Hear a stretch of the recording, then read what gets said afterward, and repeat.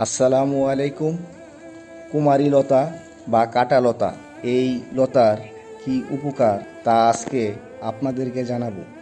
কুমারী লতার কচি ডগা একদিন বা 2 দিন পর পর 2 সপ্তাহ কোনো পুরুষ যদি খেতে পারে তাহলে তার দুর্বলতা কেটে যাবে এবং যৌনশক্তি বৃদ্ধি পাবে। তাছাড়া গনোরিয়া, বাত এবং পায়ের ব্যথায় এই গাছের পাতা এবং মূল ব্যবহার করা হয়।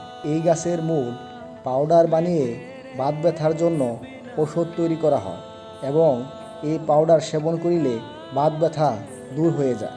এই কুমারী লতা খুবই ঔষধি গুণসম্পন্ন শক্তিশালী একটি ঔষধি গাছ। আর সেবনে আপনার শারীরিক দুর্বলতা কেটে যাবে। ভিডিওটি শেয়ার করে দিবেন যাতে অন্য বন্ধুরা এই কুমারী লতা গাছটি চিনে এবং ব্যবহার সম্পর্কে জানতে পারে।